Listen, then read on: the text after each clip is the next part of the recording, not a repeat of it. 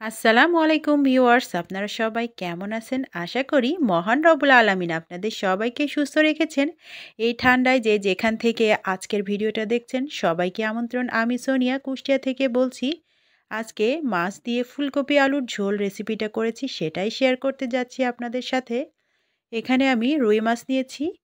২টা রুই মাছ কেটে নিয়েছি মোটা মোটা পিস করে, তারপর লবণ হলুদ দিয়ে মেখে রেখেছি ১০ মিনিট।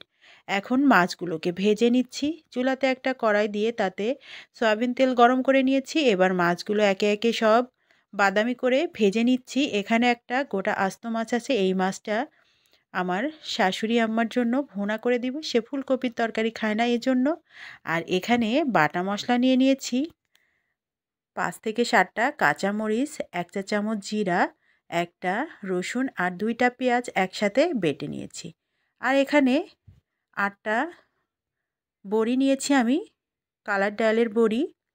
আর এখানে একটা ফুলকপির ফুলগুলো সুন্দর করে কেটে নিয়েছি। আর ৬-৭টা আলু এভাবে পরিষ্কার করে ধুয়ে দোফাড়া করে কেটে নিয়েছি। সব সবজিগুলো ধুয়ে নিয়েছি।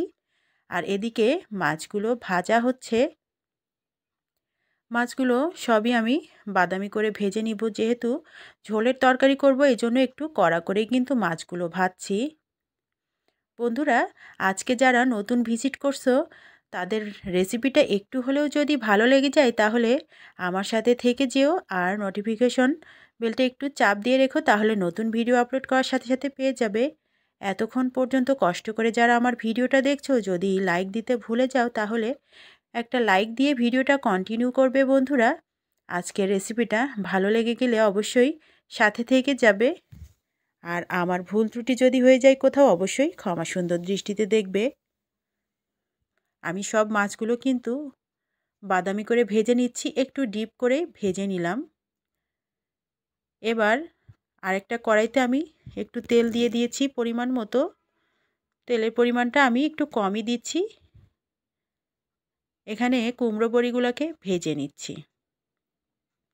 কুমড়ো বড়িগুলা আপনারা চাইলে একটু ডিপ বাদামি করতে পারেন, তবে আমি খুব বেশি ডিপ করব না, একটু হালকা কালার করে ভাজবো। এতে কুমড়া বড়িগুলা সুন্দরভাবে ঝোলে টুইটুম্বর হয়ে যাবে। আর এই বড়িগুলো কিন্তু হাতে তৈরি করা, খুবই টেস্টি।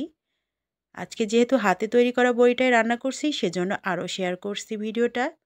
বড়িগুলো ভেজে তুলে নিলাম। এবার এখানে একটা বড় সাইজের পেঁয়াজ দিয়েছি কুচি করে, পেঁয়াজটাকে বাদামি রং করে ভেজে নিব। তারপর এখানে মশলাগুলো অ্যাড করব। হালকা বাদামি কালার এসে গেলে এখানে আমি বাটা মশলা দিয়ে দিব। আগে থেকে যে জিরা, রসুন, পেঁয়াজ, কাঁচামরিচ একসাথে বেটে নিয়েছি সেই মশলাটাই এখানে অ্যাড করব। আমি কাঁচামরিচটা বেটে দিয়েছি, আর আপনারা অবশ্যই ঝালটা কম বেশি করতে পারেন। কালার এসে গিয়েছে পেঁয়াজের। এখন এখানে আমি বাটা মশলাটা দিয়ে দিচ্ছি, তারপর তেলের মধ্যে সামান্য একটু ভেজে নিচ্ছি 30 সেকেন্ড মতো। তারপর এখানে একটু পানি অ্যাড করছি, তা না হলে মশলাটা পুড়ে যাবে, এই জন্য এখানে একটু পানি ব্যবহার করছি। এবার মশলাটাকে ভালোভাবে কষিয়ে নিতে হবে। খুব ভালো করে পেঁয়াজের সাথে মশলাটাকে মিশিয়ে দিচ্ছি। আর এবার গুঁড়া মশলাগুলো সব অ্যাড করব। এখানে আমি গুঁড়া মশলা নিয়েছি হলুদ, মরিচ, ধনিয়া গুঁড়া, এগুলো হাফ চা চামচ করে নিয়েছি। তার সাথে স্বাদ মতো লবণ দিয়ে দিলাম। লবণের পরিমাণটা অবশ্যই কম বেশি তরকারি পরিমাণটা বুঝে দিবেন। এবার গুঁড়া মশলাগুলো দিয়ে খুব ভালো করে বাটা মশলার সাথে মিশিয়ে মশলাটাকে খুব সুন্দর করে কষিয়ে নিতে হবে। কষানোর শেষ পর্যায়ে এখানে কেটে রাখা ফুলকপি ও আলুটা ধুয়ে রেখেছিলাম সেটা দিয়ে দিলাম। দিয়ে মিনিট খানিক মশলার মধ্যে একটু কষিয়ে নিচ্ছি। আপনারা চাইলে ফুলকপিটা কিন্তু হালকা তেলের ওপর ভেজেও নিতে পারেন, তবে আমি তেলটা আসলে অ্যাভয়েড করছি, এজন্য ফুলকপিটা আর ভাজলাম না। আমি একটু সাবধানে রান্না করব, এতে ফুলকপিটা আর গলবে না। আমি মশলার মধ্যে খানিকটা কষিয়ে নিলাম। তারপর ফুলকপি আলু কষানোর জন্য এখানে একটু পানি অ্যাড করব। পরিমাণ মতো পানিটা ব্যবহার করলাম, পৌনে ১ কাপ মতো। এখন এটাকে আমি কষিয়ে নিব যতক্ষণ না এই পানিটা শুকিয়ে যায় ততক্ষণ। আর এ পর্যায়ে আমি ভেজে রাখা কুমড়ো বড়িগুলো দিয়ে দিব। তাতে কষানোর সাথে দিয়ে দিলে বড়িগুলা সুন্দর সেদ্ধ হয়ে যাবে, ফুলে টুইটুম্বুর হবে। আর বড়িটা আসলে পুরোটাই দেখে বুঝতে হবে কেমন। কিছু কিছু বড়ি আছে কষানোর সময় দিতে হয়, আবার কিছু কিছু বড়ি আসে ঝোলের ওপর দিলেই কিন্তু সেদ্ধ হয়ে যায়। তো এই বড়িটা আমি কষানোতেই দিয়েছি, সুন্দরভাবে সেদ্ধ হয়ে গিয়েছিল তরকারিতে। আর এইটা আমি ঢাকনা দিয়ে ঢেকে ঢেকে সুন্দর করে কষিয়ে রান্না করে নিচ্ছি। চুলাটা মিডিয়াম টু হাই হিটেই আছে। এই পর্যায়ে প্রায় কষানো হয়েই আসলো। এই পর্যায়ে এখানে আমি ঝোলের পানি অ্যাড করব। একদমই সিম্পল রেসিপি, কিন্তু খেতে খুবই লোভনীয় হয়েছে। আর হালকা মশলা প্লাস হালকা তেল দিয়ে তৈরি করেছি আজকের রেসিপিটা। একদম শুকনা শুকনা করে ফুলকপি আলুটা কষিয়ে নিলাম। এ পর্যায়ে এখানে আমি ঝোলের পানিটা অ্যাড করছি। পরিমাণ মতো ঝোলের পানিটা দিয়ে দিলাম। যেহেতু ফুলকপি আলু একদম পারফেক্টভাবে সেদ্ধ হয়ে গিয়েছে, এজন্য খুব বেশি পানি ব্যবহার করব না। শুধুমাত্র যতটুকু ঝোল রাখতে হবে তার সামান্য একটু বেশি দিব, কারণ এখানে বড়িতে একটু টানবে, প্লাস ভাজা মাছে কিন্তু একটু ঝোল টেনে নিবে। সেক্ষেত্রে সেটা বুঝেই পানিটা দিতে হবে। ঝোলের পানিটা দিয়ে দিলাম। এবার সুন্দর করে নেড়েচেড়ে মশলাগুলো সুন্দর করে কেখে এবার জাল ওঠা পর্যন্ত অপেক্ষা করলাম। ঝোলের পানিতে জাল উঠে গিয়েছে। সর্বপ্রথমে আমি মাছের মাথাটা দিয়ে দিলাম। মাছের মাথা দিয়ে দিলাম কারণ মাছের মাথাটা খুব ভালোভাবে সেদ্ধ হবে, ভেতরে ঝাল মশলা ঢুকবে, তাহলে খেতে না ভালো লাগবে।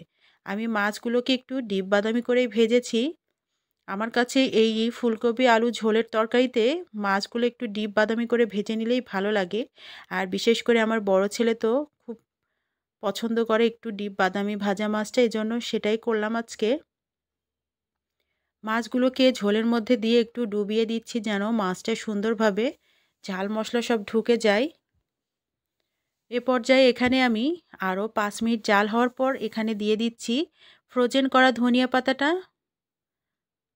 তারপর এখানে আমি দিব একটু ভাজা জিরা গুঁড়া। এজন্য আমি একটু জিরা ভেজে নিব, তারপর সেটাকে গুঁড়া করে একদম নামানোর শেষ পর্যায়ে দিয়ে দিব।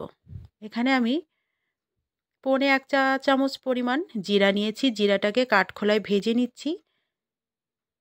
আমার জিরা গুঁড়াটা শেষ হয়ে গিয়েছিল, আমি এখানে ভেজে গুঁড়া করে নিলাম। তারপর সেটা আমি এখানে মাছের ওপর দিয়ে দিলাম। দিয়ে এখানে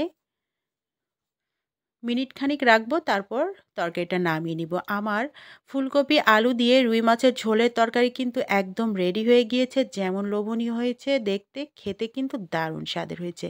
গরম গরম ভাতের সাথে যেমন টেস্টি হয়, আবার তরকারিটা ঠান্ডা হলেও কিন্তু আর এক রকম টেস্ট। এরকম শীতের সময় ফুলকপি আলু মাছের ঝোলের তরকারিটা খুবই জমে যায়। আমার তরকারিটা রেডি হয়ে গিয়েছে। রেসিপিটা ভালো লাগলে অবশ্যই কমেন্ট করতে ভুল করবেন না। সবাইকে সুস্থ থাকার শুভকামনা। আল্লাহ হাফেজ।